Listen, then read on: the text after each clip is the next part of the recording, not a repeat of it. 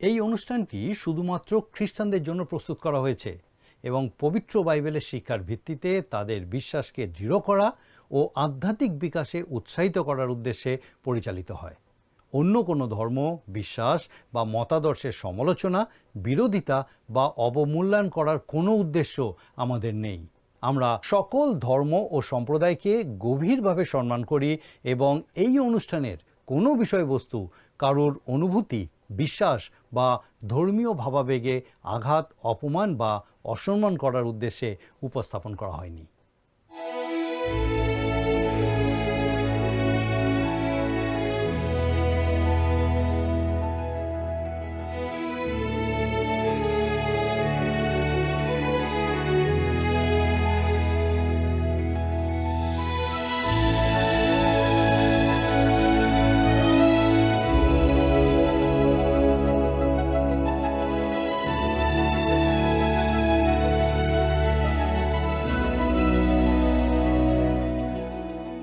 নমস্কার প্রিয় বন্ধু, জীবনবাণীর আরও একটি নতুন পর্বে আপনাকে স্বাগত জানাই। আশা করি ঈশ্বরের অনুগ্রহে আপনি ভালো আছেন।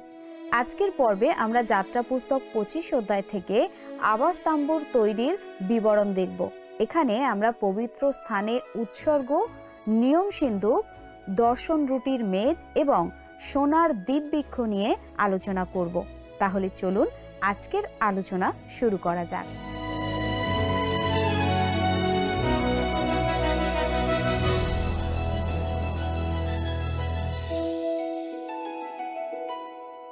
যাত্রা পুস্তক 25 থেকে 30 অধ্যায়ে আমরা দেখতে পাই ঈশ্বর ইসরায়েল জাতিকে সমাগম তাম্বু নির্মাণের একটি নিখুঁত নকশা এবং মহাযাজকের পবিত্র পোশাকের একটি নির্দিষ্ট কাঠামো দিয়েছেন।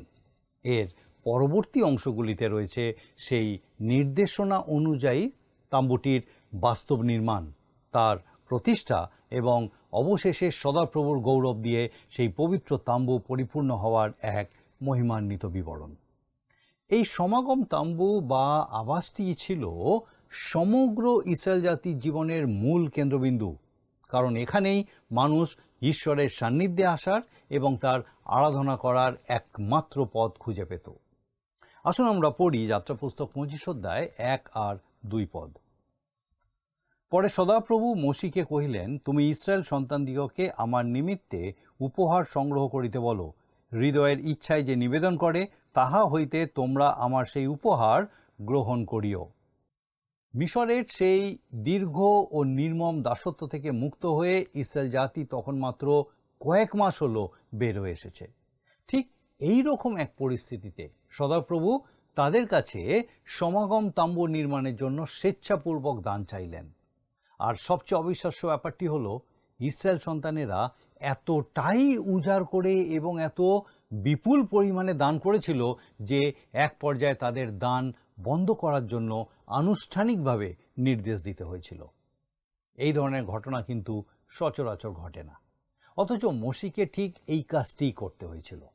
আসুন এখন আমরা পড়ি যাত্রা পুস্তক 25 অধ্যায় 3 থেকে 7 পদ।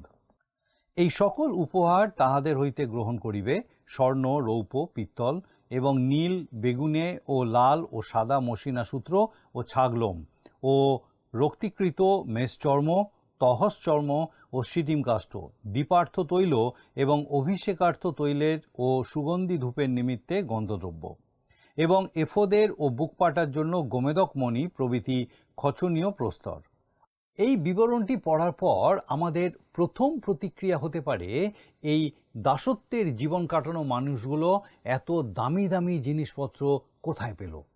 একটু মনে করে দেখুন, ইসরায়েল জাতি যখন সবেমাত্র মিশরের দাসত্ব থেকে মুক্তি পেয়েছে, মিশর দেশ ছেড়ে বেরিয়ে আসার সময় তারা তাদের সেই দীর্ঘ 400 বছরের বকেয়া মজুরি একসাথে আদায় করে নিয়েছিল।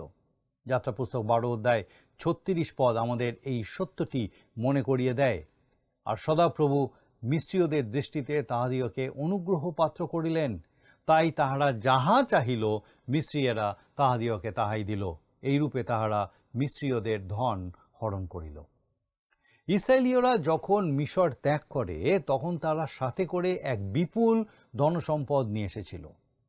একটি হিসেব অনুযায়ী দেখা গেছে শুধুমাত্র সেই সমাগম তাম্বুর নির্মাণ করতেই তৎকালীন মূল্যে অন্তত $50 লক্ষ বা প্রায় 48 কোটি টাকার কাছাকাছি এই রকম সামগ্রী ব্যবহৃত হয়েছিল। মরুভূমির দীর্ঘ যাত্রাপথে যেন সহজে বহন করা যায় সেই কারণে তাঁবুটির আকারে বেশ ছোট ছিল, কিন্তু এর ভেতরে কারুকাজ ও অলঙ্করণ ছিল অত্যন্ত সমৃদ্ধ, বহুমূল্য এবং জাঁকজমকপূর্ণ। এরপরে আমরা 8 পদে পড়ি, লেখা আছে, আর তাহারা আমার নিমিত্তে এক ধর্মধাম নির্মাণ করুক, তাহাতে আমি তাহাদের মধ্যে বাস করিব। ঈশ্বর কখনো এমন কথা বলেননি যে তিনি সমাগম তাঁবুটির ভেতরে এমনভাবে বসবাস করবেন যা তাকে একটি নির্দিষ্ট ভৌগোলিক স্থানের মধ্যে সীমাবদ্ধ করে দেবে। তবে তিনি অবশ্যই বলেছিলেন যে তিনি করুবদের মাঝখানে অধিষ্ঠান করবেন। প্রথম শমূয়েল 4:4 এবং দ্বিতীয় রাজাবলী 19:15 যিশয় পুস্তক 37:17 এই সমস্ত কিছুই এই সত্যের সাক্ষ্য দেয়। ইসরায়েল ছিল একটি ঈশ্বর শাসিত রাজ্য এবং যহোবা ছিলেন তাদের রাজা। ইসরায়েল সরাসরি ঈশ্বরের দ্বারা শাসিত হওয়ার কথা ছিল। করুবদের মধ্যবর্তী স্থানটিই ছিল ঈশ্বরের সিংহাসন, আর এখানেই মানুষ ঈশ্বরের সান্নিধ্য লাভ করত। আজকের দিনে মানুষের মধ্যে যে ধারণাটি প্রচলিত আছে যে ঈশ্বর মানুষের হাত দিয়েই তৈরি কোনো ভবনের ভিতরে বাস করেন, তা সম্পূর্ণ ভুল। এটি আসলে একটি পরজাতীয় ধারণা। অনেকে গির্জার ভবনকে ঈশ্বরের ঘর বলে থাকেন, কিন্তু সেটি ঈশ্বরের ঘর নয়, কারণ তিনি কোনো মানব নির্মিত ভবনে বাস করেন না এবং কখনো করেননি। রাজা সলোমন এই বিষয়টি অত্যন্ত নিখুঁতভাবে ব্যক্ত করেছিলেন। কিন্তু ঈশ্বর কি সত্য সত্যই পৃথিবীতে বাস করিবেন? দেখো, স্বর্গ ও স্বর্গের তোমাকে ধারণ করিতে পারে না, তবে আমার নির্মিত এই গৃহ কি পারিবে? প্রথম রাজাবলী 8:27। এই সমাগম তাঁবু বা আবাসটি মূলত এমন একটি স্থান ছিল যেখানে মানুষ ঈশ্বরের সাথে মিলিত হতো। গীতসংহিতা 99 গীত 1 পদে বলা হয়েছে, সদাপ্রভু রাজত্ব করেন, জাতিগণ কাঁপিতেছে, তিনি করুবদয়ে আসীন, পৃথিবী টলিতেছে। নিয়ম সিন্ধুকটি ছিল ঈশ্বরের সেই পার্থিব সিংহাসন এবং তাঁবুটির সমস্ত আসবাবপত্রের মধ্যে এটিই ছিল প্রথম সামগ্রী যা তাদের তৈরি করার নির্দেশ দেওয়া হয়েছিল। আসুন এরপরে আমরা 9 পদ পড়ি। 25 অধ্যায়, যাত্রা পুস্তক 25:9 পদ। আবাসের ও তাহার সকল দ্রব্যের যে আদর্শ আমি তোমাকে দেখাই, তদনুসারে তোমরা সকলই করিবে। ইব্রিয় পুস্তকে আমাদের বলা হয়েছে যে এই পার্থিব সমাগম তাঁবু স্বর্গের আসল তাঁবুটির নকশা অনুসারেই তৈরি করা হয়েছিল। এখন স্বাভাবিকভাবেই প্রশ্ন জাগে, স্বর্গে কি সত্যি আক্ষরিক অর্থে এমন কোনো সমাগম তাঁবু আছে? আমি বিশ্বাস করি যে সেখানে অবশ্যই তা আছে, কারণ ঈশ্বর স্বয়ং স্পষ্টভাবে তা বলেছেন। আমি এই বক্তব্যটিকে আক্ষরিক অর্থেই গ্রহণ করি এবং মনে করি যে ঈশ্বর যদি এর দ্বারা অন্য কিছু বোঝাতে চাইতেন তবে তিনি সেটিও পরিষ্কার করে দিতেন। ইব্রিয় পুস্তক তার 8:5 পদে বলা হয়েছে, তাহারা স্বর্গীয় বিষয়ের দৃষ্টান্ত ও ছায়া লইয়া আরাধনা করে। যেমন মসি যখন তাম্বুর নির্মাণ সম্পন্ন করিতে উদ্যত ছিলেন তখন এই আদেশ পাইয়াছিলেন, ঈশ্বর কহেন, দেখিও পর্বতে তোমাকে যে আদর্শ দেখানো গেল সেই রূপ সকলই করিও। আবার ইব্রিয় পুস্তক 9:23-24 পদে আরও বলা হয়েছে, ভালো, যাহা যাহা স্বর্গস্থ বিষয়ের দৃষ্টান্ত সেগুলির ওই সকলের দ্বারা সূচীকৃত হওয়া আবশ্যক ছিল, কিন্তু যাহা যাহা স্বয়ং স্বর্গীয় সেগুলির ইহা হইতে শ্রেষ্ঠ যোগ্য দ্বারা সূচীকৃত হওয়া আবশ্যক। কেননা খ্রিস্ট হস্তকৃত পবিত্র স্থানে প্রবেশ করেন নাই, এ তো প্রকৃত বিষয়গুলির প্রতিরূপ মাত্র, কিন্তু স্বর্গেই প্রবেশ করিয়াছেন, যেন তিনি এখন আমাদের জন্য ঈশ্বরের সাক্ষাতে প্রকাশমান হন। সমাগম তাঁবু বা মূল আবাসের চারপাশ জুড়ে ঘেরা অংশটিই ছিল বহিরঙ্গন, যা দৈর্ঘ্যে 100 হাত এবং প্রস্থে 50 হাত ছিল। এই পরিমাপের এককটি ছিল মধ্যমা আঙুলের ডগা থেকে কুনুই পর্যন্ত হাতের দৈর্ঘ্যের উপর ভিত্তি করে নির্ধারিত। আপনি যদি আপনার নিজের হাতটি মেপে দেখেন তবে দেখতে পাবেন এটি প্রায় 18 ইঞ্চির মতো। আপনার উচ্চতা কম হলে এটি কিছুটা ছোট হবে আর লম্বা হলে কিছুটা বড় হবে। ফলে এই হাতের দৈর্ঘ্য ব্যক্তিভেদে কিছুটা কম বেশি হলেও তা গড়ে প্রায় 18 ইঞ্চি ধরা হতো। আপনি যদি সমাগম তাঁবুটির ফ্লোর প্ল্যানটি দেখেন তবে দেখতে পাবেন যে এই বহিরঙ্গনে পিত্তল নির্মিত যজ্ঞবেদী এবং প্রক্ষালন পাত্র রাখা ছিল। যাত্রা পুস্তক 30 অধ্যায় 28 পদে আমরা এই বিষয়ে দেখি। মূল তাঁবু বা আওয়াজটি দুটি কক্ষে বিভক্ত ছিল, পবিত্র স্থান এবং মহাপবিত্র স্থান। পুরো তাঁবুটির দৈর্ঘ্য ছিল 30 হাত, প্রস্থ 10 হাত এবং উচ্চতা 10 হাত।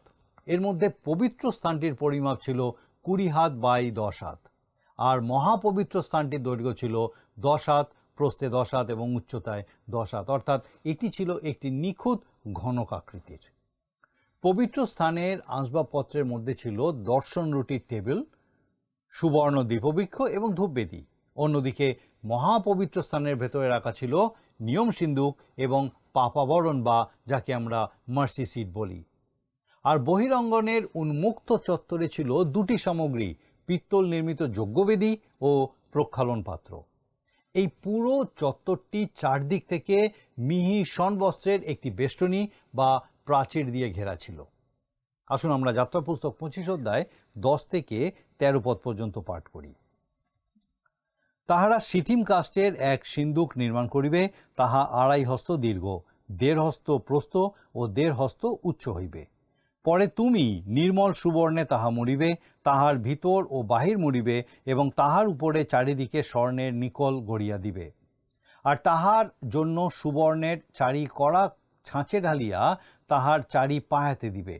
তাহার এক পার্শ্বে 2 কড়া, অন্য পার্শ্বে 2 কড়া থাকিবে। আর তুমি সিটিম কাষ্ঠের 2টি বহনদণ্ড করিয়া স্বর্ণে মুড়িবে।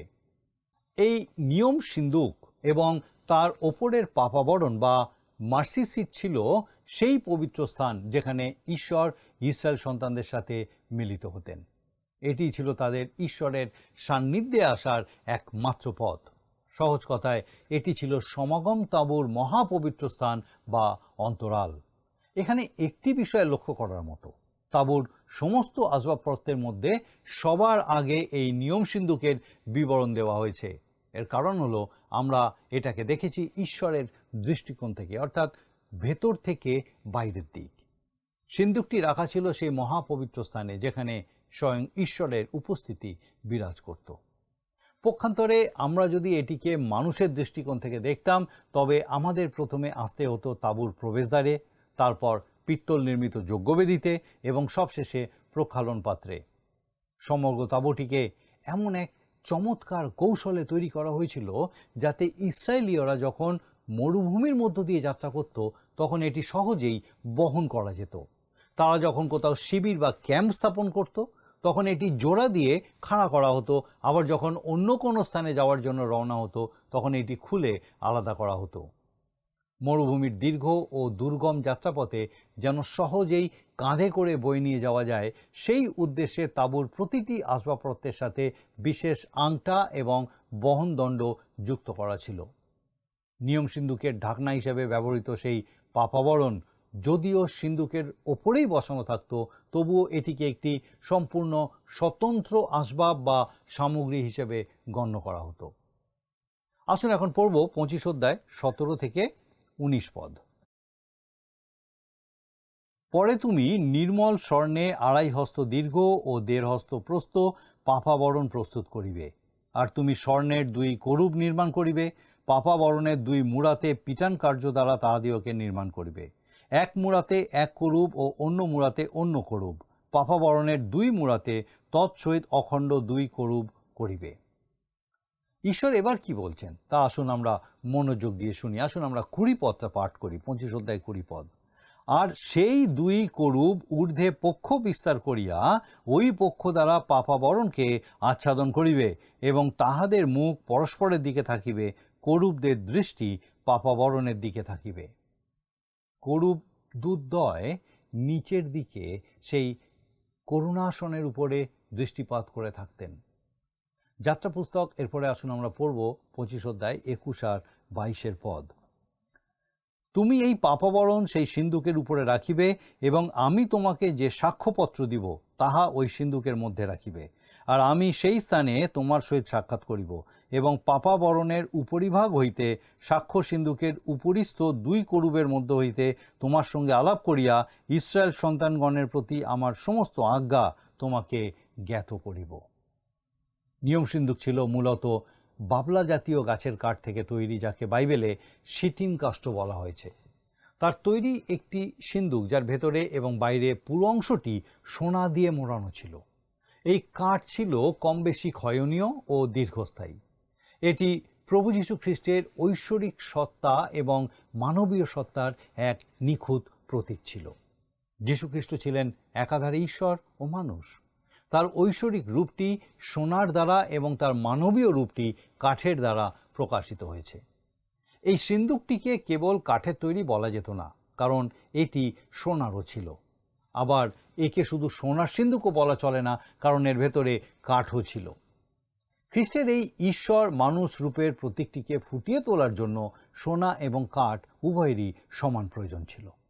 তবে এই দুটির মধ্যে কোনো মিশ্রণ ঘটেনি। এই দ্বৈততাকে উপেক্ষা করা মানেই তার পবিত্র ব্যক্তিত্ব সম্পর্কে একটি মারাত্মক ভুল বা বিভ্রান্তিকর ধারণা পোষণ করা।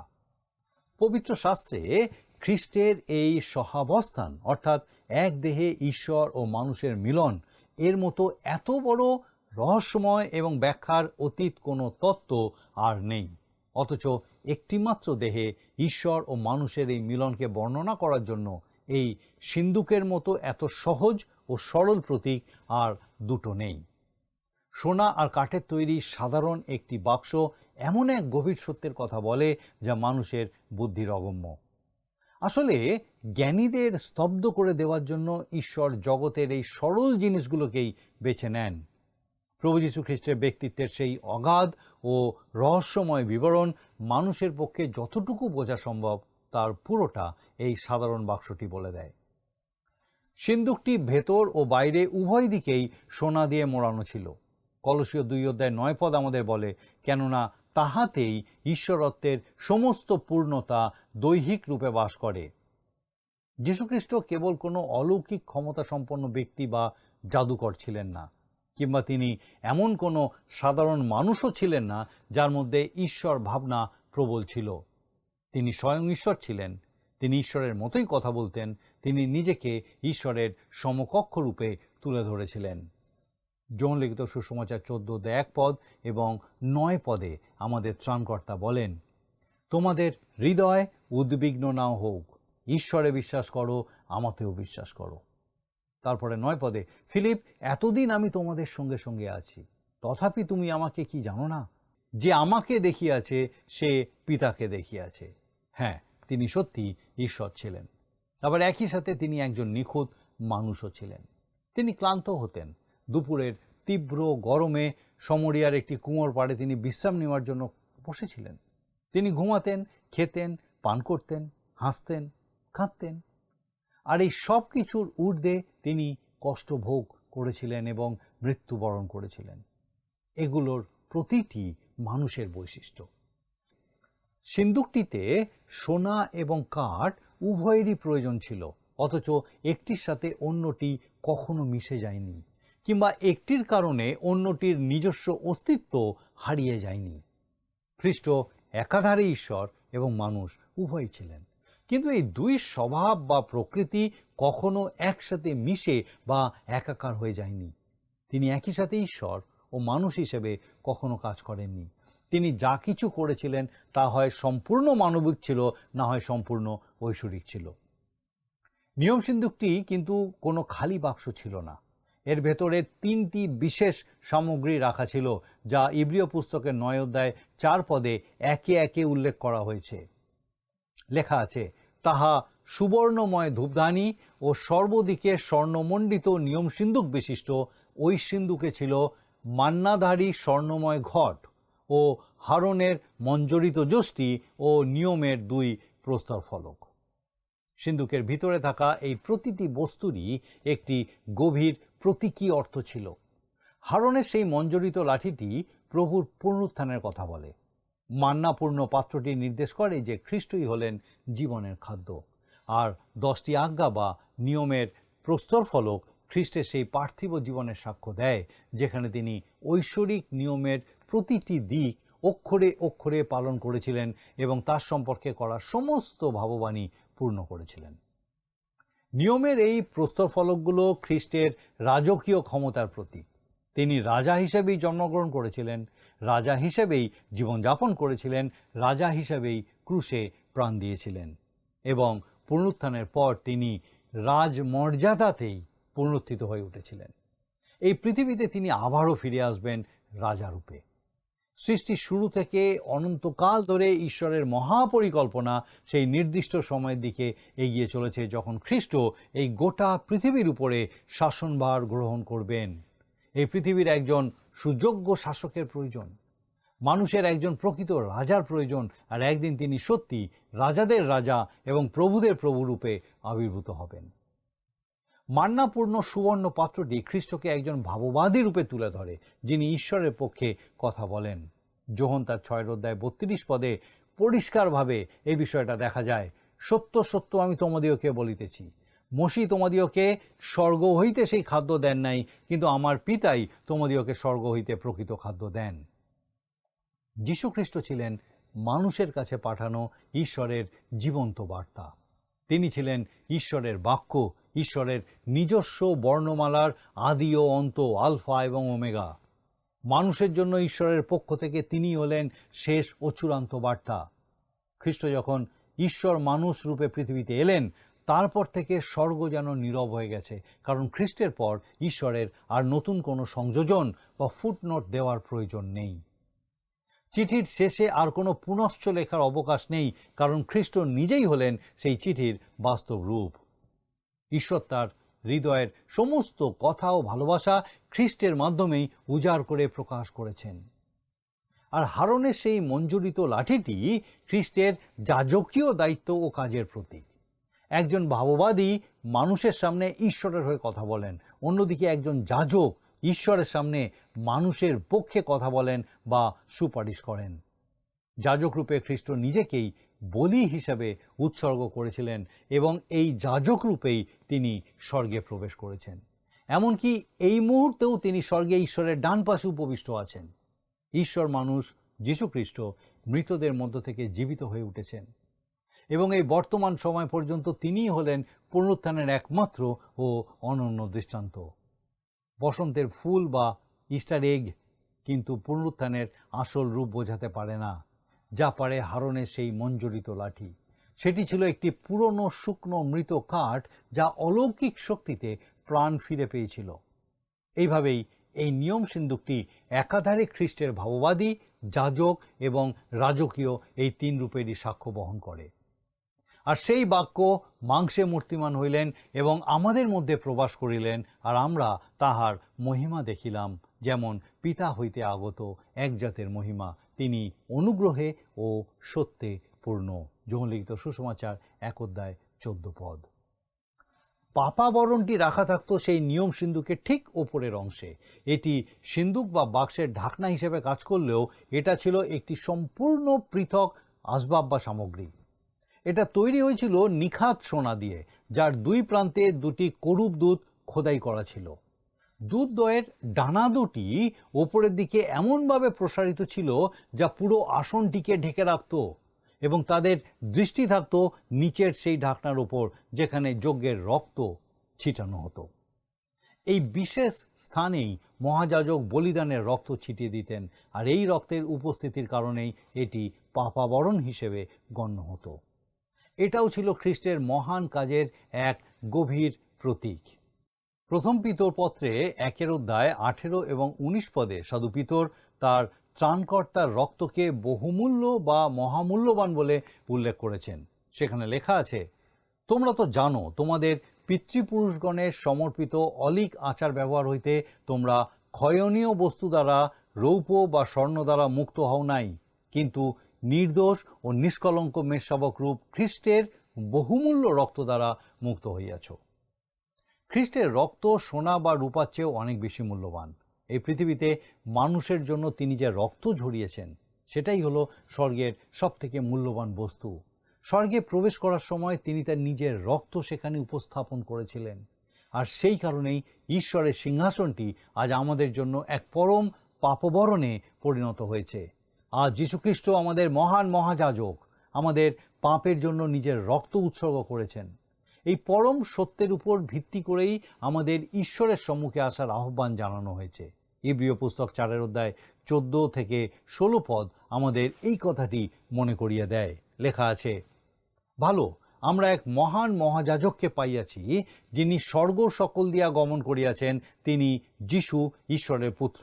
অতএব আইসো আমরা ধর্ম প্রতিজ্ঞাকে দৃঢ়রূপে ধারণ করি, কেননা আমরা এমন মহাযাজককে পাই নাই, যিনি আমাদের দুর্বলতা ঘটিত দুঃখে দুঃখিত হইতে পারেন না, কিন্তু তিনি সর্ববিষয়ে আমাদের ন্যায় পরীক্ষিত হইয়াছেন বিনা পাপে। অতএব আইসো আমরা সাহসপূর্বক অনুগ্রহ সিংহাসনের নিকটে উপস্থিত হই, যেন দয়া লাভ করি এবং সময়ের উপযোগী উপকারার্থে অনুগ্রহ প্রাপ্ত হই। আপনি এবং আমি স্বর্গে উপবিষ্ট আমাদের সেই মহান মহাযাজকের মাধ্যমেই ঈশ্বরের সান্নিধ্য লাভ করি। তিনি ঈশ্বরের ডান পাশে জীবন্ত খ্রিস্টরূপে বিদ্যমান।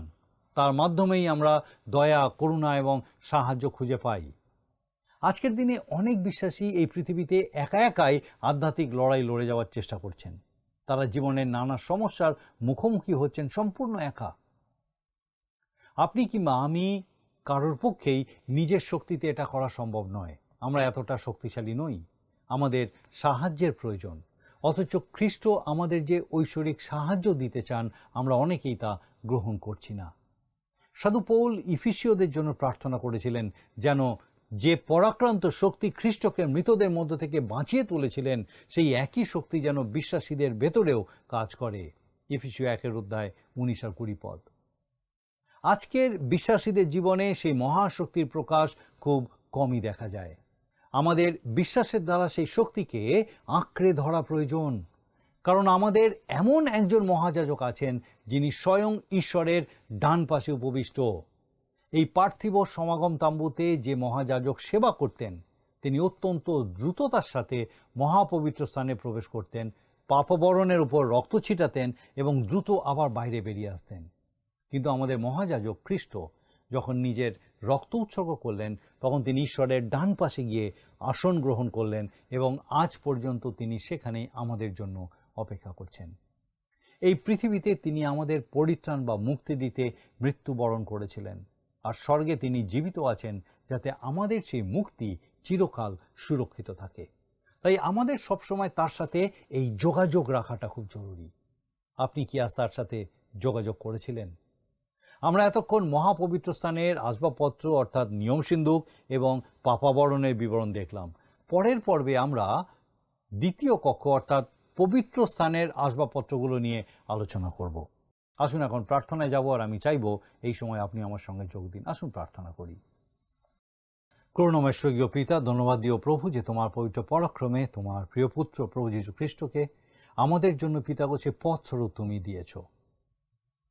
তিনি পথ, তিনি সত্য, প্রভুগো তিনি জীবন খাদ্য, এবং তোমার এই জীবন্ত বাক্যের মধ্যে দিয়ে আরেকবার পিতাগো এই সত্য তুমি আমাদের সঙ্গে, তোমার সেই প্রত্যেক ভক্তজনের সঙ্গে নতুনভাবে প্রতিষ্ঠিত করলে, নতুনভাবে তাদেরকে জানতে বুঝতে সাহায্য করলে, উৎসাহিত হতে সাহায্য করলে। প্রার্থনা করি আমাদের সেই প্রত্যেক দর্শক বন্ধু প্রভু তোমার পবিত্র আত্মার পরাক্রমে তাদেরকে, তাদের পরিবার পরিজন প্রত্যেককে তোমার পবিত্র আত্মার করুণায় পূর্ণ রাখো, অনুগ্রহে পূর্ণ রাখো, সুস্থ রাখো, সুরক্ষিত রাখো, সমস্ত মন্দতা থেকে, অধার্মিকতা থেকে রক্ষা করার তাদের সকল ভার নাও।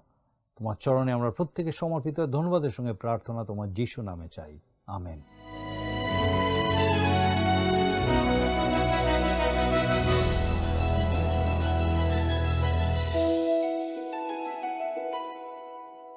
প্রিয় বন্ধু, এই অনুষ্ঠান জুড়ে আমাদের সাথে থাকার জন্য আপনাকে অনেক ধন্যবাদ জানাই। আশা করি আজকের পর্ব আপনার ভালো লেগেছে। আগামী পর্বে আমরা যাত্রা পুস্তক 25 অধ্যায়ের বাকি অংশ নিয়ে আলোচনা করব।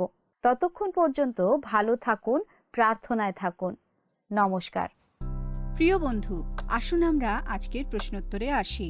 গতকালের প্রশ্নের উত্তর হলো অপশন ডি, 40 দিন। আজকের প্রশ্ন, মহাপবিত্র স্থানের ভেতরে কি রাখা ছিল? অপশন এ, দর্শন রুটির মেজ। অপশন বি, সুবর্ণ দ্বীপবৃক্ষ। অপশন সি, ধূপবেদী। অপশন ডি, নিয়ম সিন্দুক।